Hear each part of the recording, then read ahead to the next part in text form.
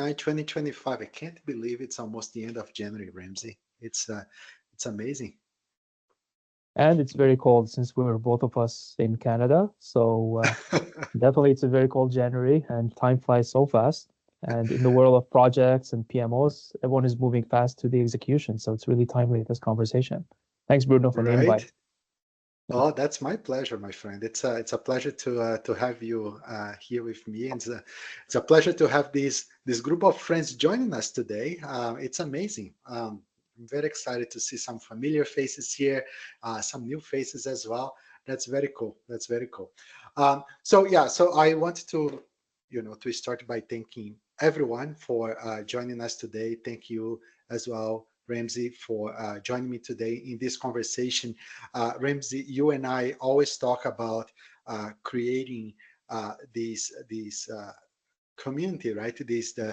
This group of PMO leadership leaders that can, get together and exchange ideas, um, suggestions, or maybe just vent to each other and say, hey, this is not working for me. I'm so tired of this project management stuff, right? So it's amazing to have this group of friends joining us today, because that's what this community is about, right? It's really to exchange ideas, exchange experiences. I think there's a lot of value when we do that. We don't need to do things alone. And a lot of times when I talk to other PMO leaders, right? They are trying to figure things out by themselves, and it's a missed opportunity, right? Because there are so many people doing amazing stuff out there in other industries, and it's great to see, how we can leverage each other's experience to accelerate the maturity in our own PMOs as well.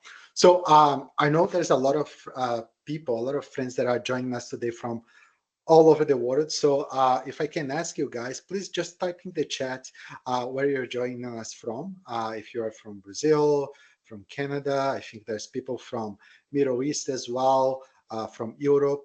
So please take your time to just let us know where you are joining us from, because that's going to be very, very helpful. And so this conversation today, it's really a casual conversation. There is no PowerPoints, there's no formal presentation, right? So I want to get everybody at ease here to collaborate, to participate. It's not just Ramzi and I talking, it's for everybody. How can we exchange some ideas about PMO in these digital uh, times, right? So we have seen lots of digital transformation initiatives, not only in IT companies, right? But they are everywhere. They are in finance, they are in construction, they are, of course, in IT, banking. So they are everywhere. So I think it's a very relevant topic. So we're going to be talking about how the PMO can sustain, right, and can support those digital initiatives. But we are also going to be talking about how the PMO can benefit from these technologies that we have today to become more efficient and more value-driven units for our organizations, right? And then, of course, we want to talk a little bit about the study groups that Ramzi and I will be leading. Starting in February, we had I don't know, over 100 people reaching out to us, interested in being part of this group. Of course, we couldn't accept everybody because the intention is to keep this group small, but very engaged. But we are very excited about this first study group with these group of PMO leaders out there. So very excited about that. But let's jump into our topic for today. So Ramzi, thank you so much for joining us today. So Ramzi Kaiache is a good friend of mine. I have known Ramzi for a few years now, but he's the Assistant Vice President Digital Transformation at Manulife Canada. So expert in digital transformation. He has led PMOs in several organizations as well, and he has been very successful in his career journey. So it's my pleasure to welcome you, Ramzi, for this conversation today. Excellent. Thank you, Bruno. I really appreciate it. Thank you for that introduction and really detailed view in terms of everything that you're building in terms of communities and such. And welcome, everyone. So just building on Bruno's points, in there. So it has been like Bruno has been phenomenal in terms of trying to build this community and bringing everyone together. And as he keeps iterating in this call, it's this kind of building community of experts in digital transformation, execution, in PMOs and delivery. And that's the ultimate goal, is making sure that we have this community that's sustainable and we have conversations in terms of common challenges, common ways of solving problems that we face continuously to our different organizations. And that's the goal ultimately that we want to get into. And then Bruno momentarily will start in terms of some key questions that we want to start going through regarding PMOs, challenges, opportunities. But then before we get there, just to give you a brief overview in terms of my expertise and career and where I started and how I came into this different roles. So I figured out one of my biggest passions. It's really mobilizing execution and driving outcomes into different organizations, regardless if you're talking about uh, let's call it widgets making, like actual manufacturing or oil field services, or you're talking about financial services, where Bruno and I intersected, and we had a lot of thinking and sharing of knowledge with each other, especially the challenges that we run into and how we can solve them.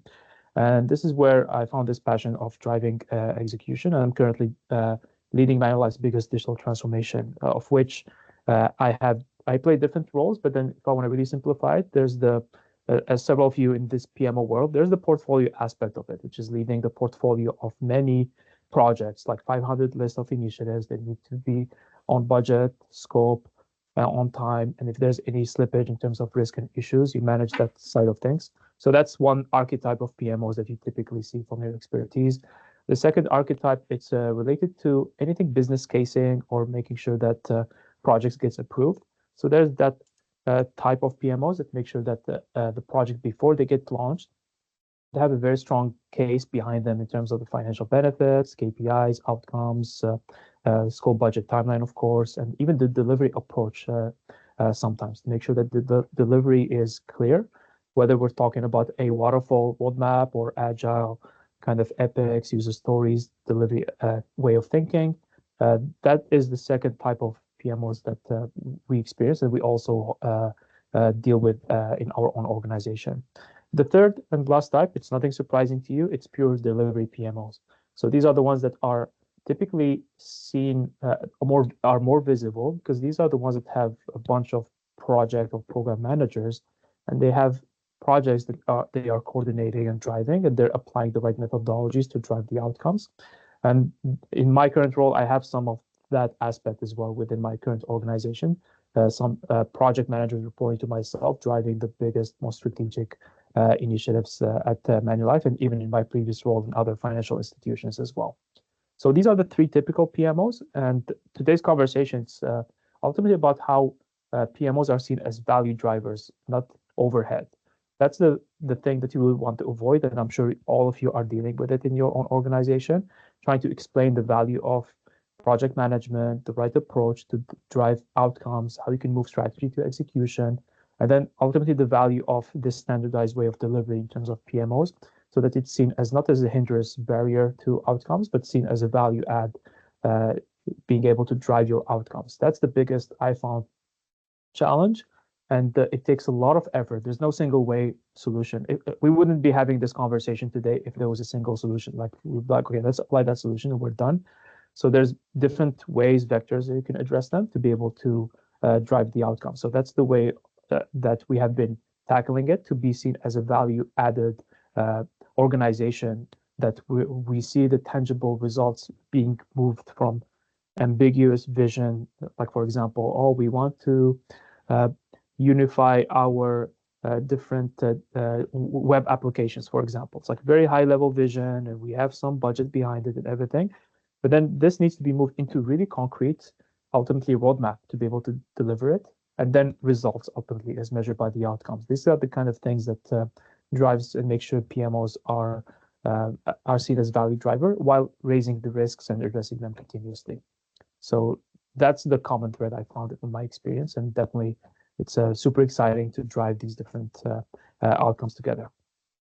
This is amazing, Ramzi, and I'm looking forward to dive into all these concepts with you today. I'm just going to encourage everybody live with us to, if you have any questions, please type them into the chat box or raise your hand if you want to ask Ramzi directly or ask myself. That would be, amazing. Let's make this very, very interactive for each other. Okay, so Ramzi, I want to go back to the very beginning, right? I know we have some people here who are very experienced in PMOs, who has, been leading PMOs for many years. Some other folks might be, more they just started leading PMOs, or they aspire to be PMO leaders, right? So I just want to talk a little bit about the beginning of your journey, right? Because I know for many people watching us today, sometimes it's by happenstance, as we say, right? It happened by accident, right? So it happened to me, becoming a project manager, becoming a PMO leader. It was by accident, but it has been an amazing journey for me. So I want to ask you, how was that journey for you? It was by accident as well, or it was, something that you planned and, happened to you?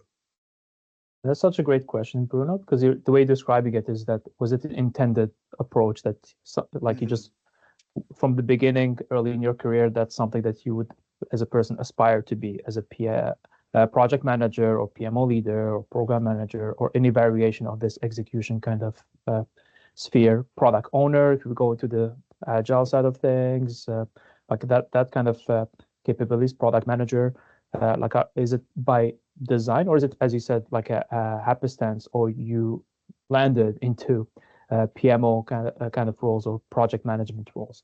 So for myself personally, I think it was a very similar journey to yourself. So what I figured, it was different roles. I was pretty much doing PM role without having the PM name in the role itself. What I mean by that is that you are having a clear scope that needs to be delivered, like something very specific that needs to be created within, number two, a limited time scale, meaning it's not an BAU situation. It's a very limited time.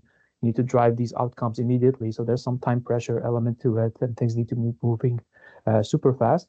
And then third element, no surprise to everybody here, it's that budget aspect of it versus the return, i.e. the financials. So you have a limited amount of resources that you're spending, whether you're talking about capital expenditure or people, the resources that you are onboarding temporarily in that time scale to drive these outcomes, while you're continuously managing the risks, the chaos. Things pop up right, left, center. All of you experience that daily in your projects and PMOs.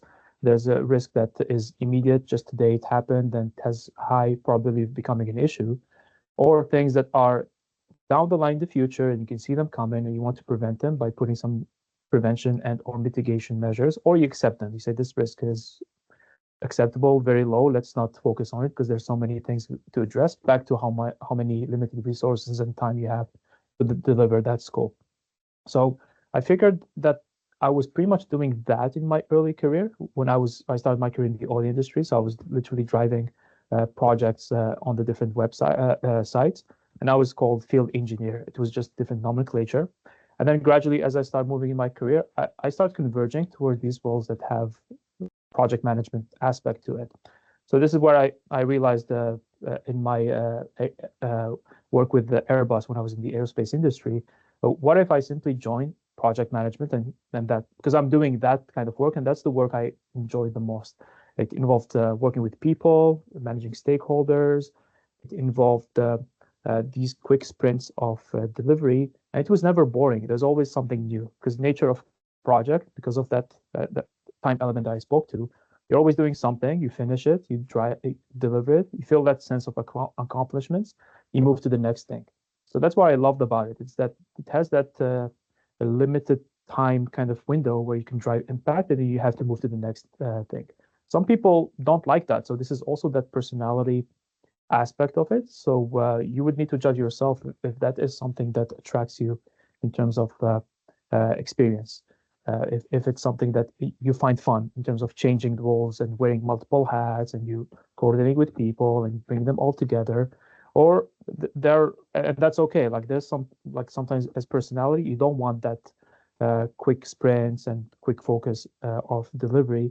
You want something ongoing and you want to have longer strategic conversation. You want to develop longer term roadmaps. That is a different competency capability.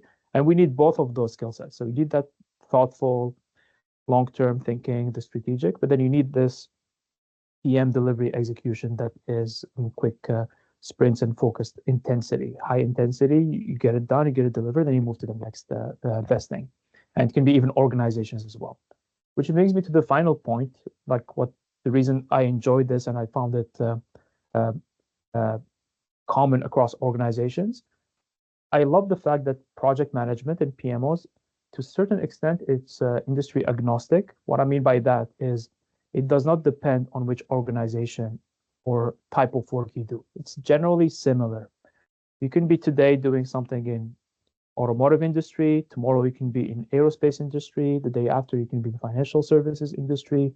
So it's very generic to the point that you can apply it in different industries, but then still have those same core competencies, which is this value creation, the way you can structure things, the way you can make sure the strategy is clear, the way you establish your governance, your steering committees. It's very similar. So it's the same competency that you can use in different industries, which gives you a lot of flexibility. I think that's what really fantastic about these roles, because it helps you pivot when you feel stuck in your current company or current industry. You don't need to just keep hitting your head against the wall with that specific industry. You can make that decision to pick that toolkit and use it somewhere else.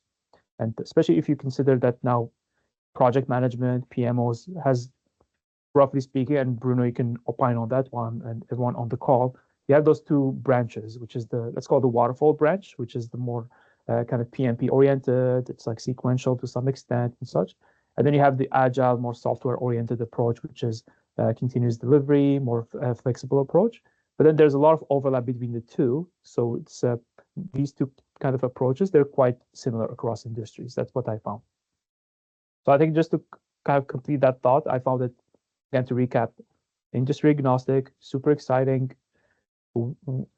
type of work that you end up doing, and super impactful ultimately in terms of the results you deliver, because you can see it in that limited time and limited outcomes that you need to deliver under high pressure of budget and resources. Mm-hmm. And that's a great point, Ramzi. I love when you mention about different industries. They have the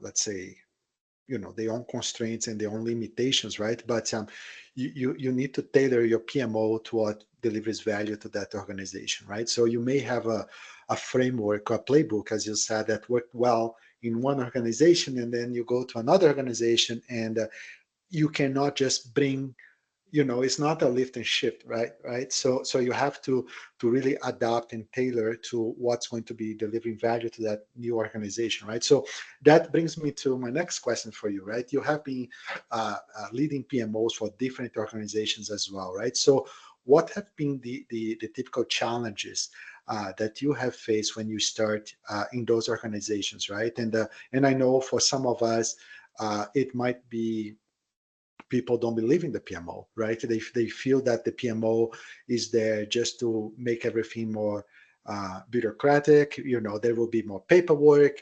Things are going to take longer. Things are going to be more expensive.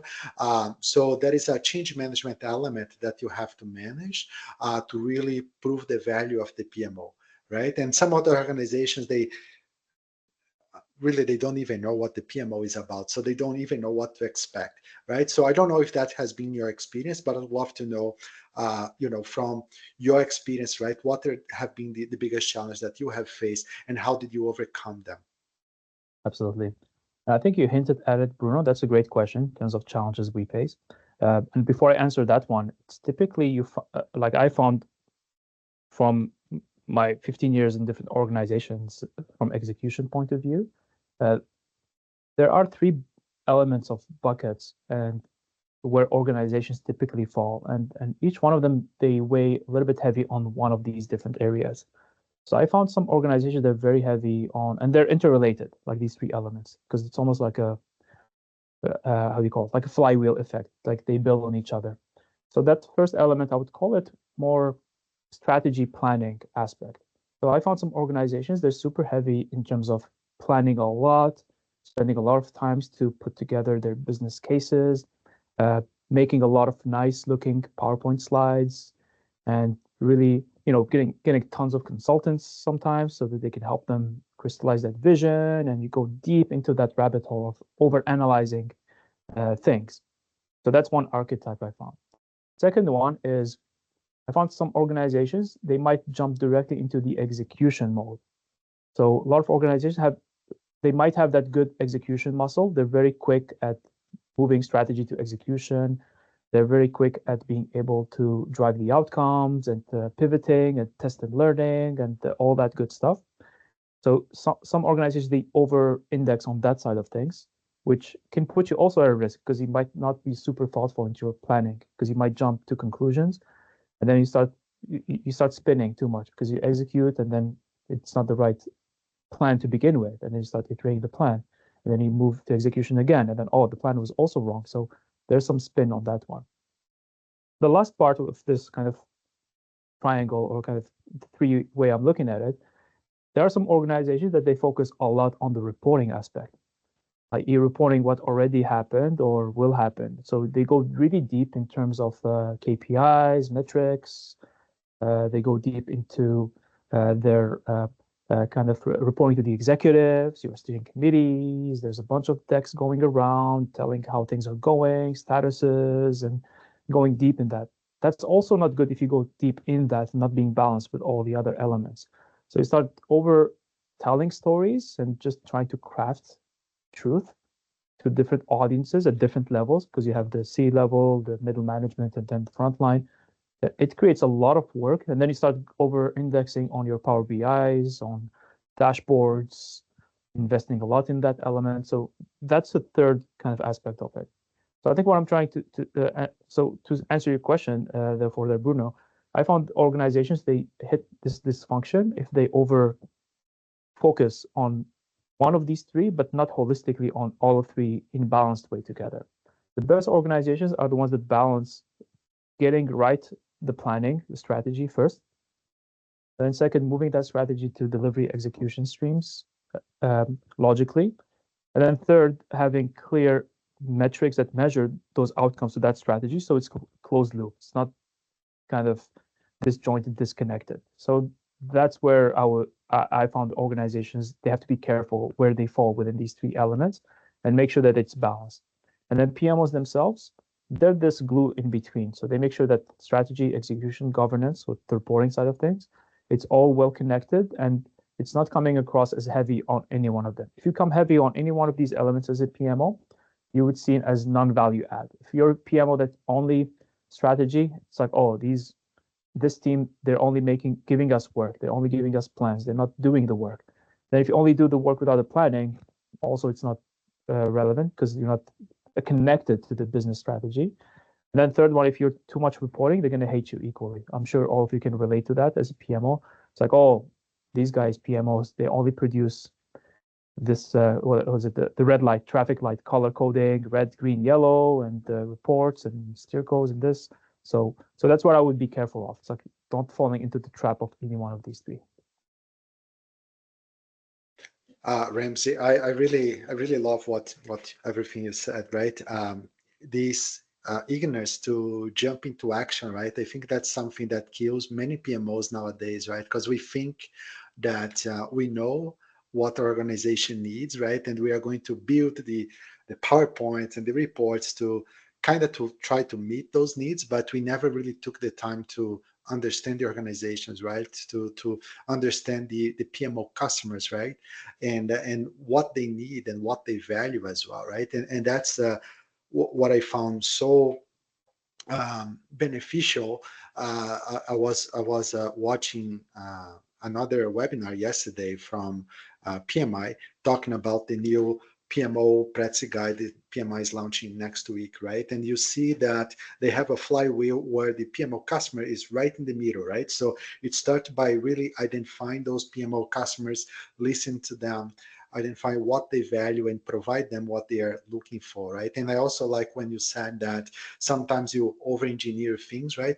So I think there's power in taking perfect actions as well. So, let's create some high level report here, or some metrics here that shows that we are delivering what you need, right? And that's the way that PMO can start gaining some traction, right? And sometimes it can be just locally, right? In my group, or I'm closer to the IT team, I'm closer to the marketing team, so I'm going to start providing value to them, measuring some metrics for them, measure some benefits realization for them, and then that will help us, because by word of mouth, right? People will tell about how the PMO can help them, and others will be interested in joining the boat as well, and getting that support from the PMO, right? So I love all those things that you said. I think those things are fantastic. And I want to ask you a question related to that, right? So in your PMO today, right, how do you measure value for your customers, right? Are you following the traditional metrics like projects delivery on time, projects delivery on budget, or do you have different metrics that are more aligned with what your stakeholders are looking for? Absolutely. And that's such a great question, because ultimately it's all about value to customer. Like this is really simply what we're the North Star that's guiding all the efforts that we do, whether you talk about PMO and or organization overall. It's what is the value that we're trying to delivering to the customer, and are we able to get it on time with the limited resources and everything. So just to answer directly that question, Bruno, so for us, and that's public information, like it's into our financial reports and everything. If you go into this, it's called the Digital Customer Leadership Roadmap of Manulife, so it's out there. You can check it out. There's town halls about it and everything. Simply put, we anchored the outcomes directly to customers and shareholders. As simple as that. So the outcomes of this 3-year digital transformation, large scale, $1 billion investment into many programs across the organization. We anchor the value of that being successful to the customers as measured by, of course, our NPS, meaning your Net Promoter Score, i.e. customers are happier. The happier customer, there's more happier customer than unhappy customers. Like there's some math behind it. I'm sure you're familiar with it. So that's how NPS is calculated. So that's one thing in terms of the customer. That's really the North Star of the value we're driving to the customer. On the shareholders, no surprise to anybody on this call, is financial benefits, i.e. that we're investing this much $1 billion over 3 years, that we're going to generate 2 to 3x return on that on those benefits, whether you're talking about revenue increase, meaning we're able to drive more return in terms of selling more to our customers, or cost saves in terms of being able to reduce our cost baseline or grow without increasing our costs, which is it's called growth absorption or cost absorption. So these are the things that we consider in terms of the current transformation. So these are very strategic, very high level, reported to the public in terms of how we're doing the outcomes to our customers, to our shareholders. And then the third element is internal. So we definitely have very rigorous measurement and way of capturing how much manual work we're doing internally. So that's called STP, straight through processing. So making sure we have very clear metrics to make sure that we're driving automation in terms of our internal processes and everything. So that's called bigger strategic outcomes, portfolio level, visible and everything. But then when you go internal to each project, that is not as easy to answer, because each program, it adds up to these elements for sure. Like each one of the programs underneath this $1 billion, it's one-to-one to these 3 elements. We make sure that they add up to these numbers in total, because that's how they get summed up. But then, of course, each program at its level, it has its own specific metrics of success. And that's non-familiar to this audience in here, everything related to committing to scope and delivering on the scope itself. And then are we able to deliver on time in terms of the outcomes, timelines itself, and then the budget tracking. I think what you're hearing from here, which I also seen in previous organizations, it's not, I don't want to say unfortunate, but it's the reality of things. And maybe because we want to explain it easier to our executives, we never went deeper, unless anybody on this call wants to opine, we never went deeper into any additional theoretical measures that are usually captured by, let's say, the detailed agile burn down charts of the user stories, or the earned value calculations and going deep into that math. It's like we never went into that direction. It was always leaning towards simplicity and things you can explain very quickly to senior executives who are not day to day in the project. They have no clue user stories and all that. They're only seeing those big picture numbers, and they want to make sure that this thing is going well. There's no issues. There's a clear roadmap, and we're able to deliver on those outcomes.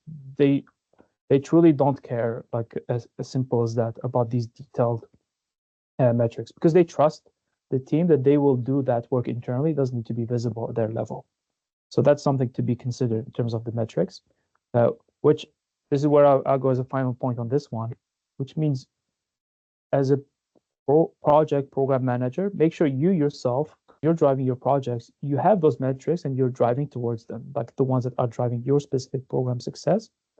But then don't lose sight over, to Bruno's point, your internal customers, whether they're your executives or senior stakeholders, of how you can tell them the story very simply without going too deep into the theory and the math, because they trust you in the math and the theory of the earned value and everything, but they don't want to, they're not interested in talking about it in detail about it because it's too theoretical to their taste. I don't know, Bruno, if you've seen the same from your experience, expertise, or something different.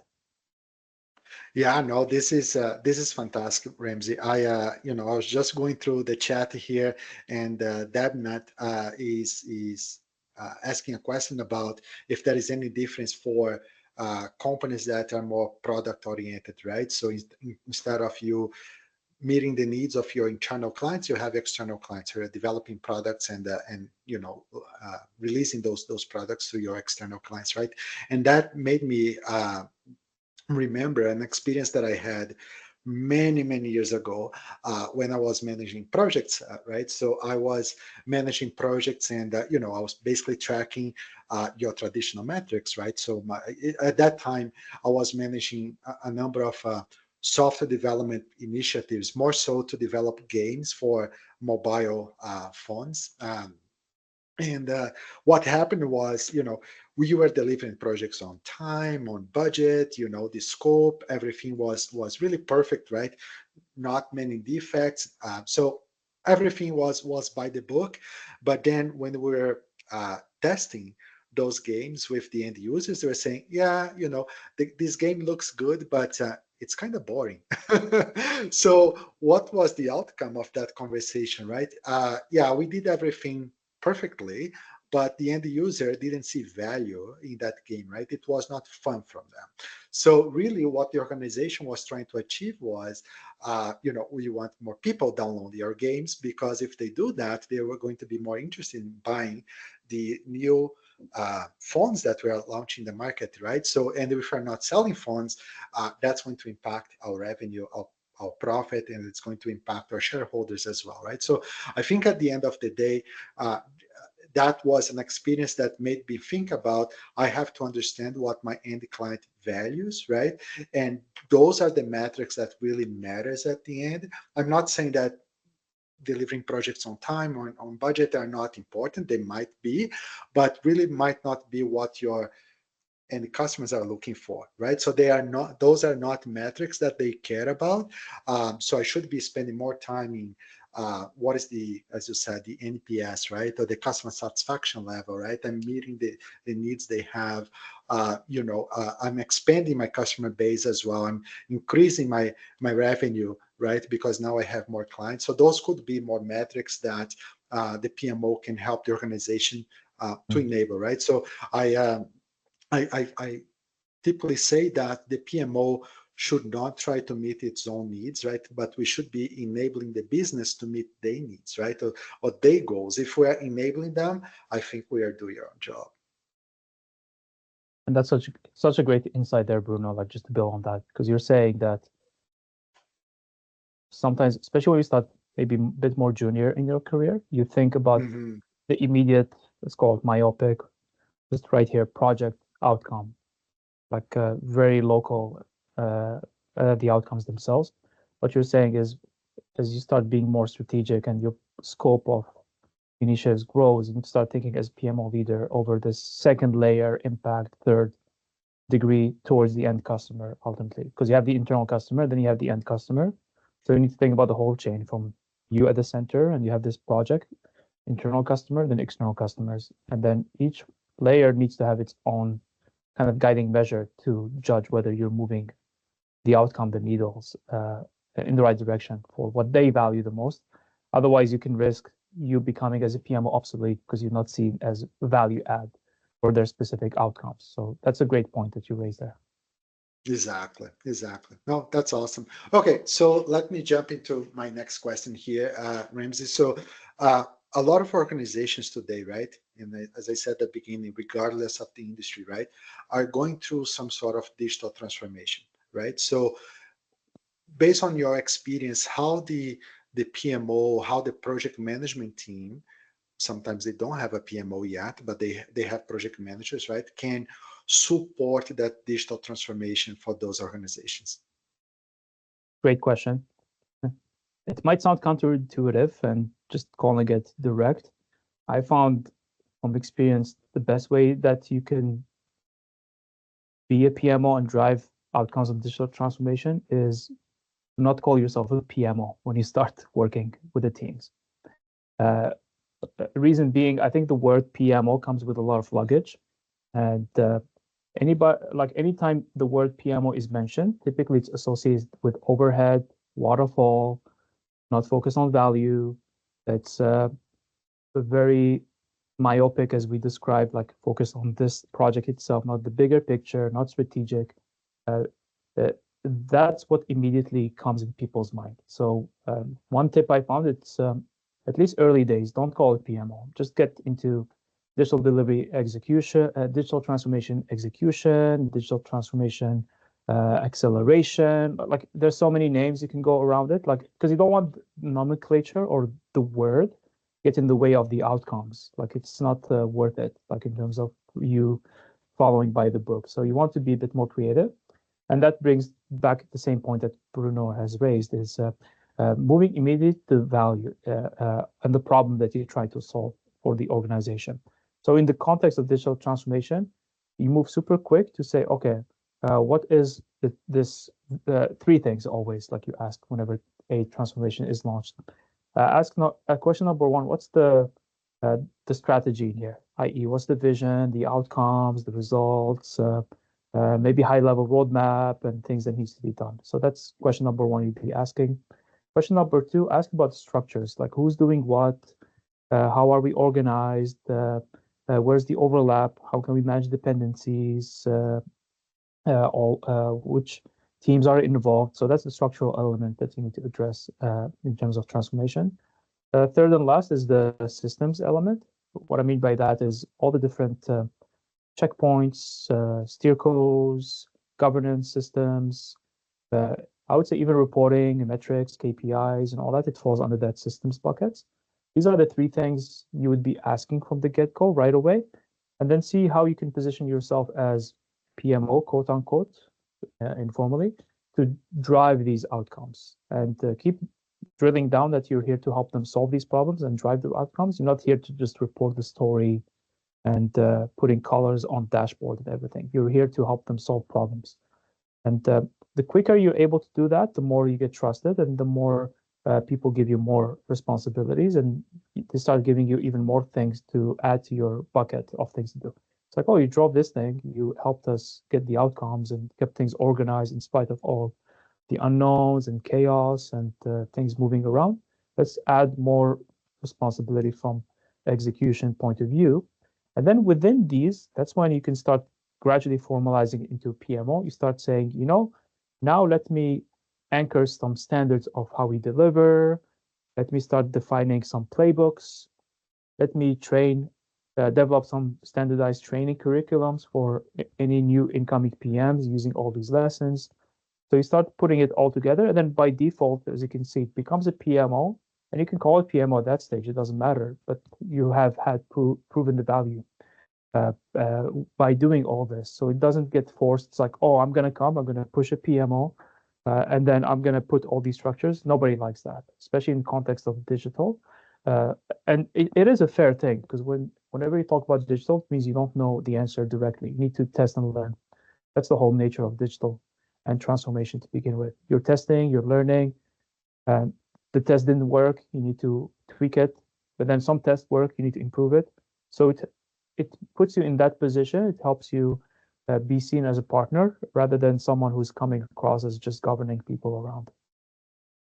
And I see a hand up there. Rodrigo, over to you. Go ahead, Rodrigo. You are on mute, Rodrigo. Sorry. Hi, Yes. How are you? I'm not supposed if I need to add my question on the chat, or I can make the question right away. Go ahead, my friend. This is a group of friends. Okay. Hi, Ramzi. Hi, Bruno. Thank you so much for having this conversation here.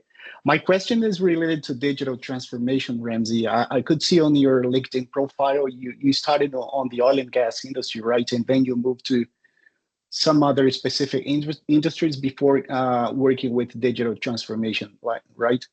And correct me if I'm wrong. I think this digital transformation hype started like 8 to 10 years ago, right?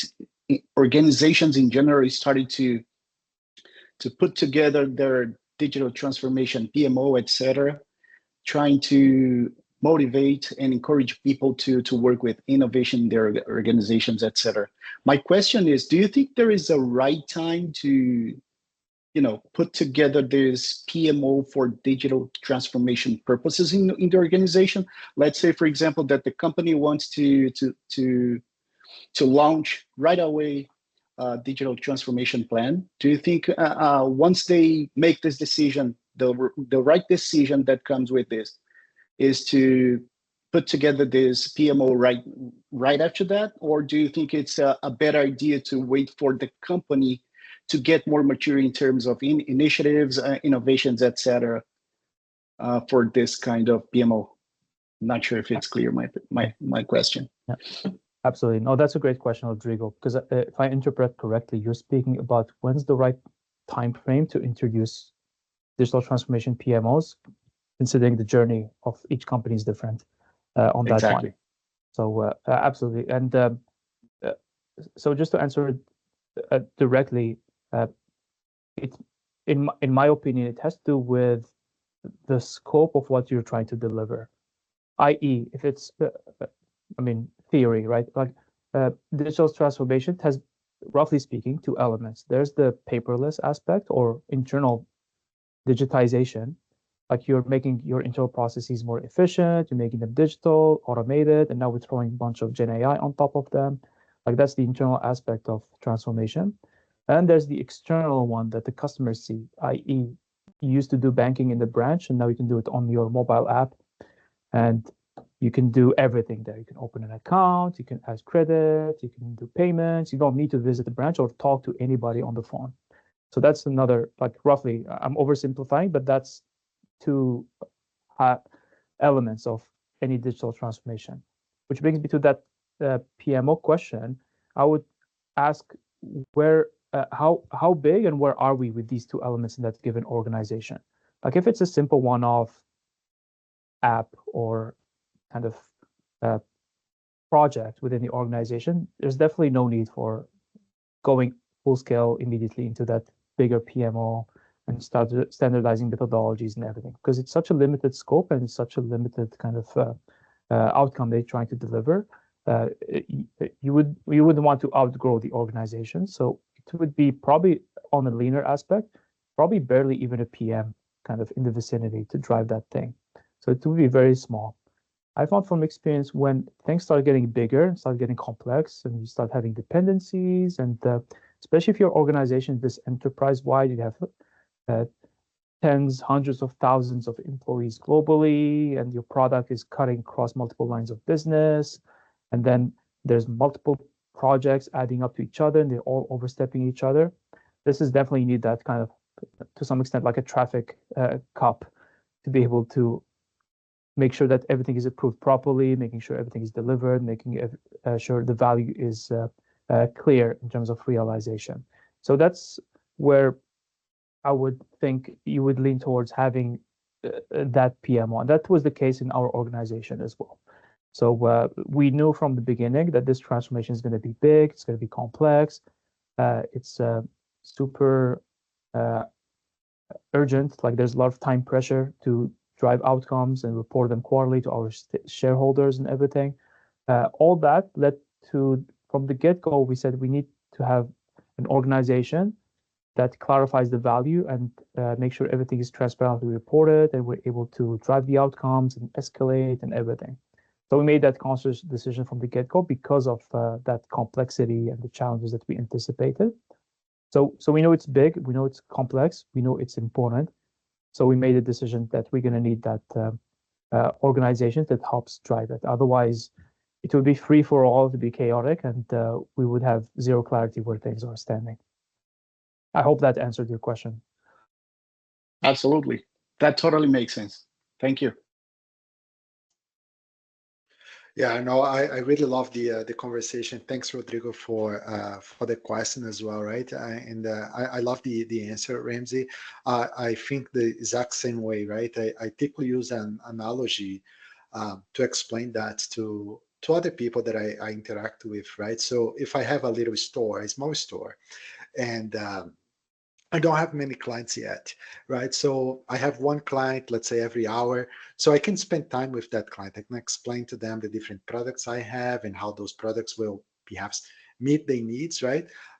So that's good. I don't need to hire more people because I can meet the needs of my clients, right? But now if I have 10 clients an hour, that's a different story, right? I may not have the time to explain to everybody, each product and how those products are going to be meeting their needs. And then I need to hire someone else, right? So my operating costs now are going to be higher, right?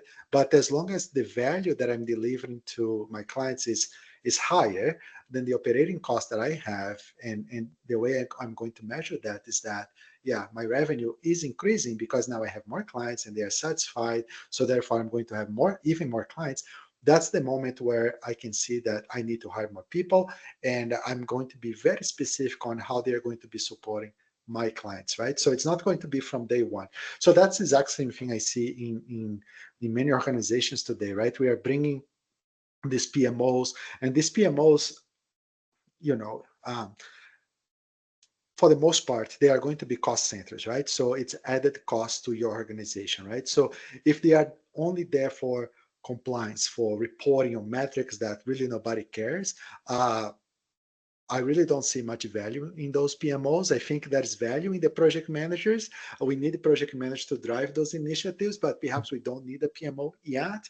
But then once you have many projects and you have those dependencies and you need to do value realization, you need to help the organization to prioritize those projects because we don't have capacity to manage all those projects at the same time. I think that's the moment where a PMO can be extremely helpful. Right. I love that analogy, Bruno. I might start using it going forward. And especially like on that one, like as a litmus test or like a quick way of thinking about it, I found I'm sure several of you, if not everyone, could relate to this. Like sometimes you go to, let's say, a committee or a meeting, and then you find like half the room are PMs, then half the other room is like people actually doing the work. This is where I start thinking something is wrong here. It's like how come we're having more people coordinating, getting things organized and everything, or the other way around. It's like it ends up 70% they're just a bunch of PMs, and then you have the different people who are delivering, and that's when I immediately I get a bit antsy, and I'm like, you know what, maybe let's pull the PMs out of this conversation because I can't believe we're having so many PMs and everyone is asking statuses and everything, but not as many people driving. But then vice versa, you have to also be careful if you have just people getting things done, i.e. developers or product owners or product managers, but then you don't have anybody coordinating the different bigger picture together. That's also on the flip side, like you don't have the right element of coordination. So, and this is like exactly to Bruno's point, like you need to have the right size of PMs, PMOs, that overhead aspect that is fit for purpose of your organization. It should be at the same level. Awesome. So Ramzi, I want to flip the conversation a little bit because we are talking about how the PMO can enable digital transformation to other organizations. Now I wanted to ask you how the PMO can benefit from, modern technology as well, right? So in your experience managing technology programs and technology PMOs, right? What are the technology that you see that perhaps will be the most impactful for PMOs going forward? Absolutely. And love that question because it's always like that famous people process technology aspect of things. And I'm a kind of person who's a big proponent of people process before technology. That's typically my shortcut or heuristic about things we face or problems we try to solve. What I mean by that is I try to make sure that we have great people, meaning top-notch, both personality, character, and capability as PMs and problem solvers. I think that's super critical to have that as baseline. And then number two, making sure that the way we work together is conducive to the outcomes. That's the process aspect. And then it goes to that technology element of it. So in my view, as you solve that people aspect and the process aspect, this is when you can start thinking about these new technologies that can help you to make your PMOs more effective. I found in every organization that I've seen different maturity level, baseline, you definitely need some sort of, as much as people might not like it, some sort of PPM, portfolio project management tool. Whether you use CAPPM Clarity or you use some customized solutions, which we also have like some custom internal tools, you definitely need that. When I was earlier in my career, I didn't see value in that, honestly, because maybe I was a user of it. But then the more you grow into different projects and programs, you start seeing the value in it being able to be used as a source of truth. Because sometimes you argue over what's the truth about statuses of challenges. You want to lean on this tool and technology and system that helps you organizationally, anywhere, location-wise, which project, whichever, you all know exactly what's the status, what's the outcomes, who's driving what to your fingertips. I think that's a baseline. You need to have some sort of PPM tool so it can help drive your PMOs. That's one thing. And any organization that doesn't have it established, they spend so much time investing to be able to get to that level because it's super critical. Number two, when you go to the project level delivery, that's, from my experience, that I found it's a bit of a mixed bag. So whether you want to go into your MS projects or Smartsheet or Jira even, or you want to use Monday, whichever, my approach or I try to iterate with my different project managers, find a tool that works for you and helps you with your stakeholders. Back to that customer orientation. So it's almost like I'm indifferent about what tool is used as long as you have something that you're using.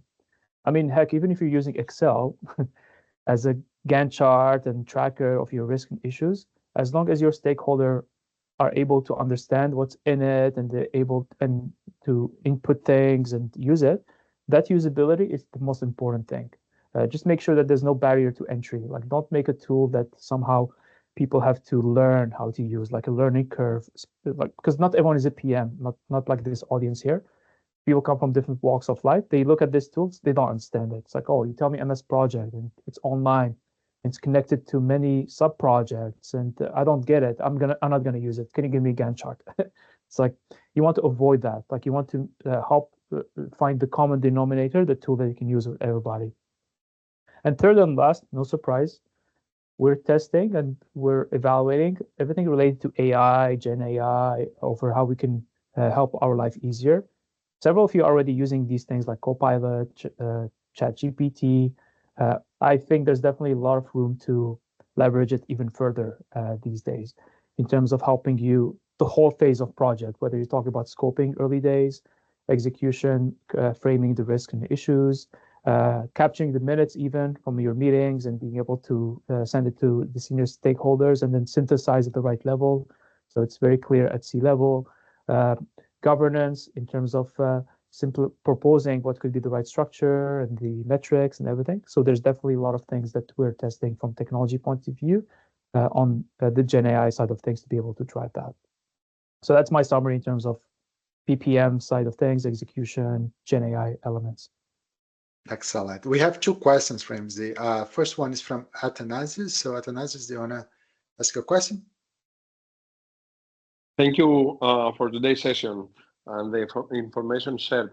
I would like to ask if there are any practical examples or, let's say, sources where we could improve, let's say, our PMO service. As you mentioned, we were sharing great decks with probably very useful information, but myself as well, I'm not feeling that we are delivering something that we couldn't deliver 10 years ago in terms of PMO practices. So do you have any recommendation on that direction? I might throw that at you, Bruno. I think you're deep. And by the way, that's a kind of, how to say. And thank you in advance. Absolutely. Like Bruno has tons of references with PMI and connections on that side of the world. I'm sure he has tons of references on that side. Yeah, I totally hear you, Athanasius. I think the question you're asking, we see that in lots of different PMOs as well, right? You are measuring things, you are creating reports, you are creating PowerPoints and all those things, but people are not really paying attention, right? And that's typically a message to you that the information that you are providing to them is not the information they are looking for. Or perhaps the way that you are conveying the information to them is not a way that they need for decision making, right? So I think it's important for you to start having a conversation, and that can be very casual, right? With your PMO customers, right? Could be, your project managers, could be, your boss, could be, finance, IT, whoever you interact with, and ask them, look, what are the key pain points that you have today, right? And how can I help you, right? What can I do from a project delivery perspective that's going to make your life a little bit easier, right? What is the information that you need from us that's going to help you to make better decisions, right?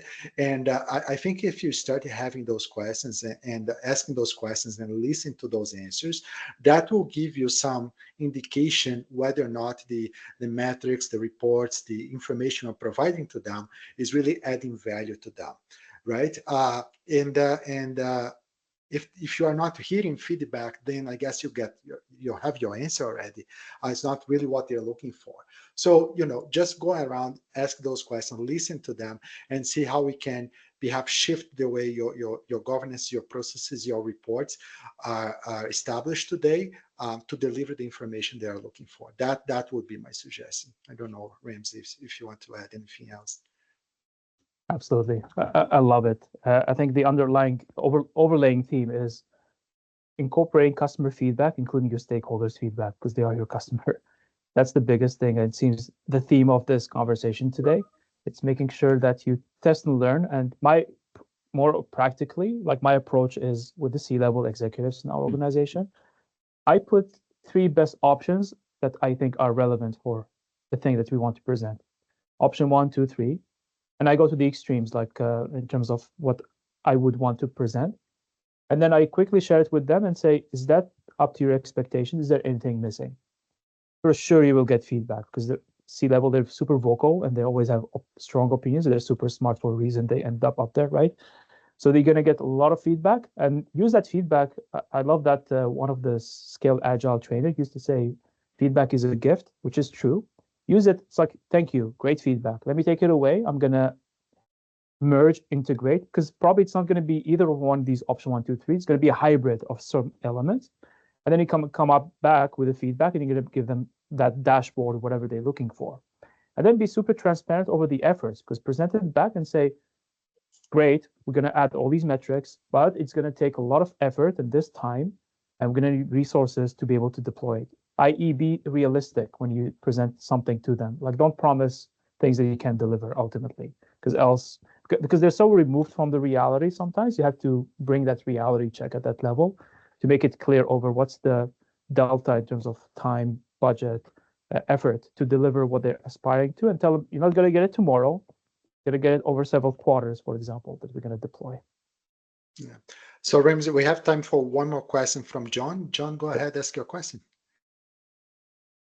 Thank you, Bruno. Thank you, Ramzi, for putting this together. I wanted to dive into that value discussion more tactically because as my thinking about PMOs have matured over the last 20 years, it's gotten less from on time, on budget, and it's much more thinking about how are we doing against the business case and those metrics, as well as in the agile or hybrid agile world, when is a capability delivered? Not the end rollout, but when is an interim capability?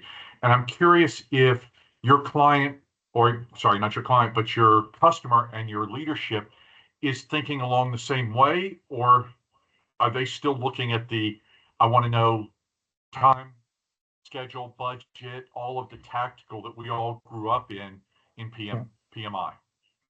Yeah, I could answer that. Great question, John.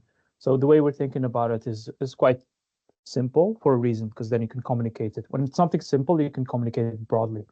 Financials 100%, because ultimately we're a financial institution. You need to have some sort of ROI. Like that is baseline, and a lot of companies, they cannot move you can't move anything if you don't have those financials clear. Second element is that customer experience that Bruno described. Being hyper focused over what customer values, whether you talk about NPS scores or any other metrics that is maybe lagging to that. Third, internally, you need to think about your operations or employees, i.e., are you making your employees and life simpler? Are you talking about removing manual work? Are you talking about straight-through processing? Are you talking about employee engagement? That's the internal metric that you also need to measure. And then number 4, it's more in context of digital transformation. You need to measure some elements of you moving on digital, i.e., are you deploying more websites? Are you removing non-digital channels, people calling? These are the kind of things you would also be thinking about. So all these together, they give you this holistic picture of how progression is going. Last but not least, I think you mentioned it, John, which is these capabilities. Like, what are the new capabilities you're building? Whether you're talking about architectural runway, like technology-related capabilities, or people capabilities, or processes, you need to think from that element. And I found that's the most difficult one to get it aligned, surprisingly, with our different executives, because it's almost like that's very esoteric, like very wishy-washy sometimes. It's like, yeah, we're going to build great culture and change capabilities. That's the one that's the most important and the most difficult to measure. That's what we keep finding over and over again. And that's the things that you would want to be very thoughtful about it, and don't let people lose sight over it at the expense of the kind of the financials at the top, because they always start with the financials. I'm also going to suggest there, because this is what I've done in the past, is have your stakeholders commit to that capability to report then to their leadership to say, we need this to be able to go forward, or this is a proof of concept, and we have a go, no-go decision. Absolutely, 100%. Because and that's the concept of buy-in, 100%. Like, if they're not bought into it, it's not going to move. That for sure. So I'll stop my rambling because I know we're running over time. I think, Bruno, we're going to need more of these. Excellent questions, John. Thank you so much. And by the way, that has been my experience as well, John. The PMO more as a channel to show value realization, if those business cases have been achieved or not, right? But as a way to hold the business accountable for those things, right? So, Ramzi, you said that if I invest $1 million in your project, that we are going to achieve, more revenue or more clients and whatever, right? Have we achieved that, right? So in a lot of organizations, project is done, we forgot the business case, right? I think the PMO is helping to hold the organizations accountable, and those executives accountable as well for the things that they said. Okay, excellent. So I'm sorry, folks. We are over time here, but I appreciate everyone staying with us until the end. I appreciate the questions as well. We'll continue having more conversations like these. And I have another conversation, another webinar on February 12th with Dr. Tony Prensa. We're going to be talking about, will your PMO survive the next 5 years? Trends you need to know. So that's going to be an interesting conversation with Dr. Tony, who is an expert in PMOs, a global keynote speaker as well. So I'm very much looking forward to that conversation. But thank you so much for your time today, folks, and we'll touch base soon. Have a great day. Thank you, everybody. Have a good day. Bye-bye. Bye-bye.